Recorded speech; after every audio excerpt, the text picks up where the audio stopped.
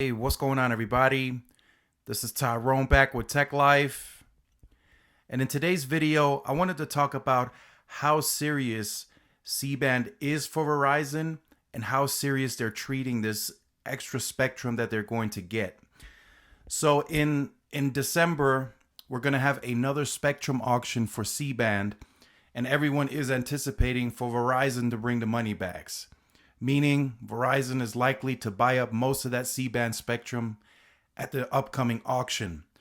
Now, recently we've had CBRS spectrum, where most analysts are anticipating in key markets Verizon to have at least purchased 40 megahertz of these airwaves, and on a national basis, nationwide, likely 30 megahertz. Now, many have asked me, what does that mean? I've seen it in the comment section. So what does that essentially mean is more airwaves are going to be put on air for Verizon on both LTE with CBRS, and the C-band is going to 5G.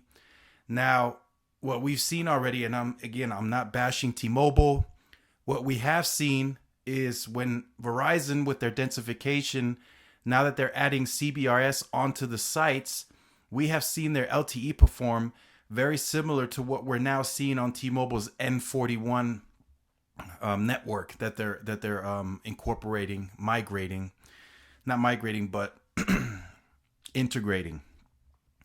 They are integrating that network, and we're seeing between 3 to 500 megabits per second. I know in some cases there have been faster speed tests, but now that Verizon is able to incorporate more capacity onto LTE that we've seen, and of course their densification network grid is very dense. Now we're starting to see 350, 450, 500 megabits per second on Verizon as well with the CBRS, and of course a capable device. So you have to have access to band 48 to be able to make use of that spectrum. And even though I've recently seen testing on a iPhone XS Max, which does not have band 48, and vice versa on an 11 Pro Max that does have band 48, and the difference is about 200 megabits per second. So the XS Max was doing about 210 to 11 megabits per second, and the 11 Pro Max in the same area was doing over 400. So the performance now is very similar to what T-Mobile is doing. Will T-Mobile get faster? Yes. Right now, they're seeing many places that are showing the N41, and you have the capable device of making use of it.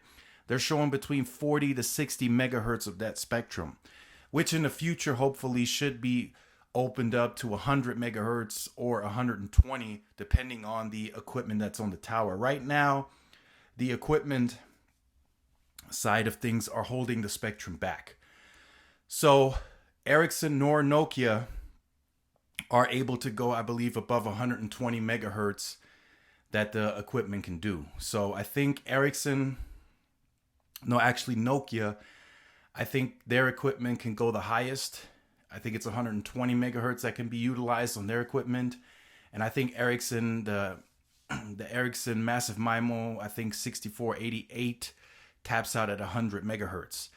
I'm sure that will get better in the future, but for now, that's kind of the max that T-Mobile can do. So I personally think they need to incorporate some of the band 41 now on LTE just to make the transition smoother. If not, you're gonna have to start forcing people off of the LTE network a lot quicker, as there aren't necessarily a lot of 5G devices in the market yet. So for now, there are still going to be more devices on LTE, so you do need to cater to that audience as well. If not, you potentially risk losing those customers altogether, or you just have to force them into a 5G device for it to become a better experience on the network for them. So again, as you see here, Verizon expands C-band tests with Samsung and Ericsson. So they are testing this. They're future-proofing the network. So permits can be put into place to future-proof the network. You can actually adapt the panel setups ahead of time. So there's many things that are going into this. If you're that confident that you're going to purchase up most of that spectrum and you're bringing the money bags to the auction, I think they could make it work. And I think knowing Verizon, they're going to work ahead of schedule. They always do. They invest a ton of money into this, and they have one of the best network teams in the industry that are planning for this. So I 100% have to trust them based on their network being where it is today. It just didn't happen overnight. They built into this, and I think they are going to be ready for the C-band and the additional time that it will take for it to clear and then be added onto the network. But I think the network engineers, the RAN team, everybody is ready. And I think they have a very clear strategy to make this spectrum work. So let me know what you think about this in the comment section down below. I wanted to hear from you guys.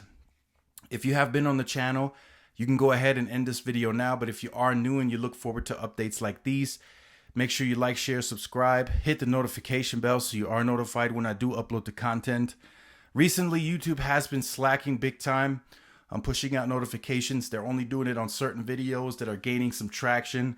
So make sure to follow my Twitter as well. I do post the videos on the Twitter.